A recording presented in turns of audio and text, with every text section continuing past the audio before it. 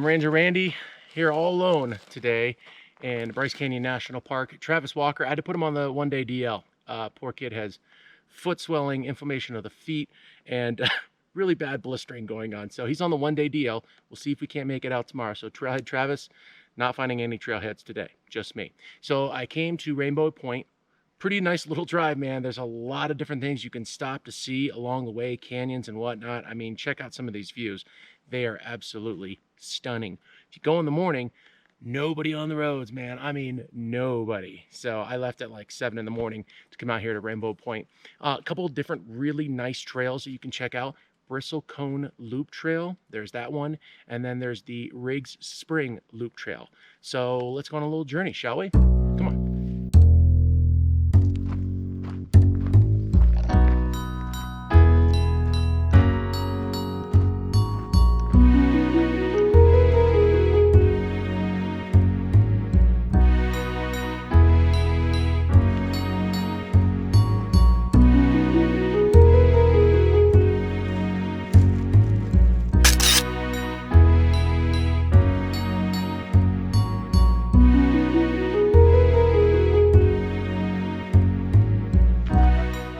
Some of the things you're going to come across on the Riggs Spring Loop Trail, big trees, and lots of them.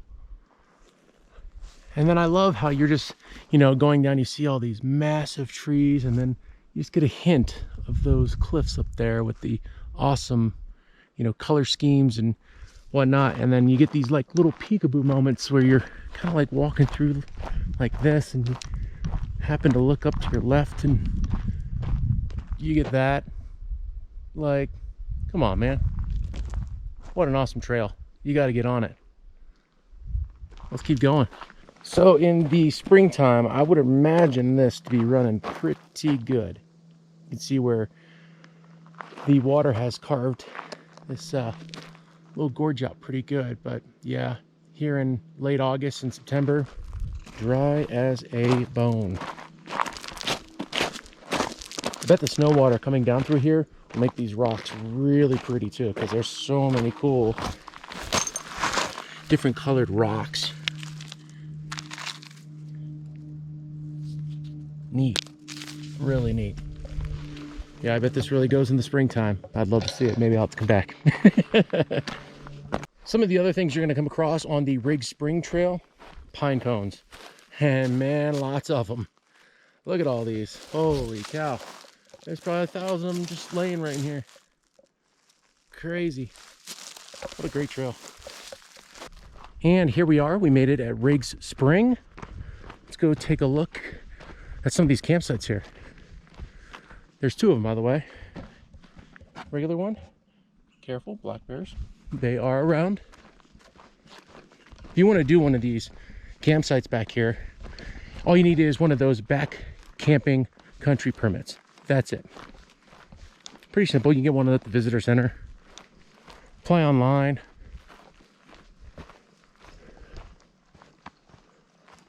There you have it. This little trickle of a stream.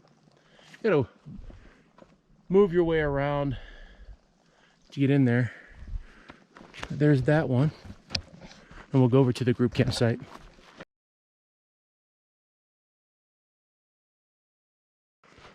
Yeah, so here you go. You can kind of see people did their thing here. The group campsite stuff. We're gonna keep on going.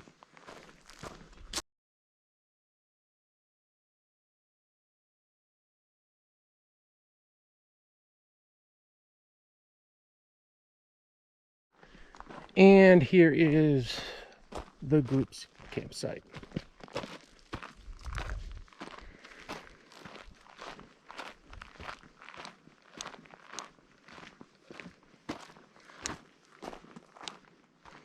So this is where the group would hang out, camp, obviously make a little fire over here. Think about this campsite. You can totally get away from everybody. There's no cell phone service here at all. So if you want to be one with nature and get away from everything and anything, it's a great spot right here. As we continue on the Riggs Spring Loop Trail, keep in mind that down here by the campsites, it's 7,443 feet. We are about to climb about 900 and some odd feet. Yovimpa Pass is 8,300 feet. Whew. Better get my lungs ready. So before hiking, what you should always do is take a photo of the actual trailhead that they have for you. Usually when you start the trails like this, I just took it on my phone. It helps out quite a bit, because when you get to places like this, Riggs Spring Campsite, and then this other sign over here says Riggs Spring Group Campsite, it doesn't say this way to continue to Coral Hollow or, you know, the Riggs Spring Loop Trail. It doesn't say that anywhere around here. So you could keep going, but it's not down in that direction. So they should put a sign right here as well that says Camp Hollow this way, you know. So I looked around for a little while and I finally found it. Keep going this way. I bet you a lot of people went down that way. They should actually put a sign right here. Come on, Bryce Canyon. Your signs are really great, just not this one. Yeah, so you have to keep on going on this trail right here to get all the way around. So it's important to take photos of the trailhead so you know where you're going. You can read the directions, you know, you can look at maps, you can see how far things are. It's always a great idea to do that. Otherwise, You could be stuck down here for the night, or you could just come back the way that you came. That's the other option. But I want to keep on going on the loop, you know, I want to see it all. Okay, so if you started the Rig Spring Loop Trail up by Yovimpa Point, you're gonna go down that way. It's all downhill for the most part, and then it gets to be a little bit flat here and there. But you're gonna get to Yovimpa Pass. There's a campsite there. You can overnight there. You can also get to the group campsites down at Rig Spring. So enjoy those if you get a chance. Then it gets a little shady because there's no sign that tells you to keep on going this way, you know, to Coral Hollow. So you got to look out for that. Be careful of that. Make sure, once again, you print out or take a photo of the actual trail with you so you know where you're going. But when you do, you're going to go this way. All right, I'm going to show you this. And this is how you know you're going the right way. You're going back towards these other bright rocks.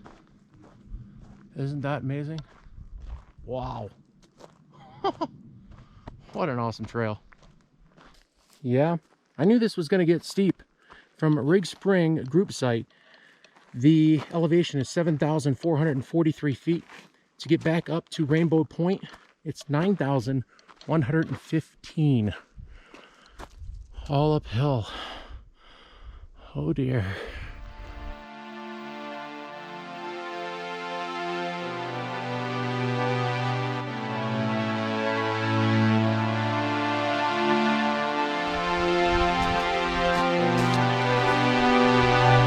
There it is. Coral Hollow campsite. Backcountry permit, that's all you need. Stay here all night. And look at that. What an amazing view. Wow.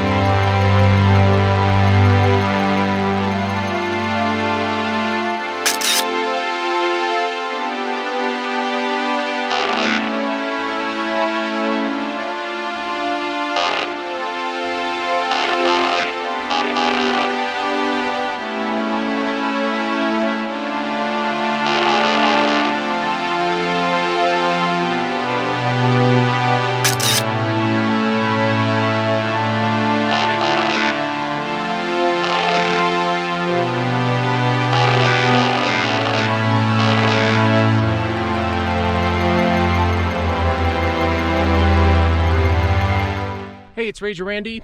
Got two things for you to think about when you're hiking the Rig Spring Loop Trail, okay? Do you want to hike in the sun late in the day, or would you rather hike downhill first? It's your call, because if you go counterclockwise, you're going downhill a lot first, and then you get shade. If you go the opposite way, clockwise, all right, you get a lot of sun. There's not a lot of shade over on the right hand side if you go clockwise on the Rig Spring Loop Trail, okay? And I'll show you exactly what I'm talking about here.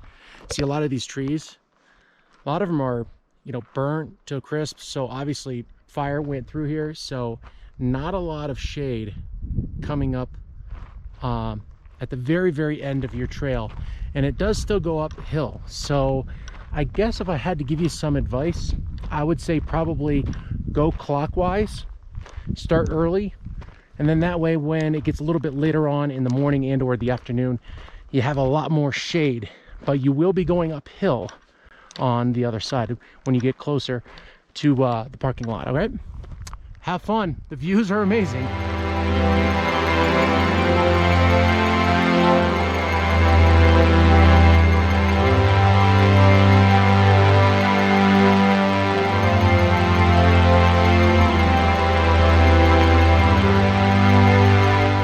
You can see how fire went through here and just decimated the area. You only hear birds sporadically, little ones. I haven't seen any animals, chipmunks or anything over on this side. So yeah, if you go clockwise on the Riggs Spring Trail, do it in the morning. There is no shade, but the views are still amazing. Just sad that all the trees and everything are burnt.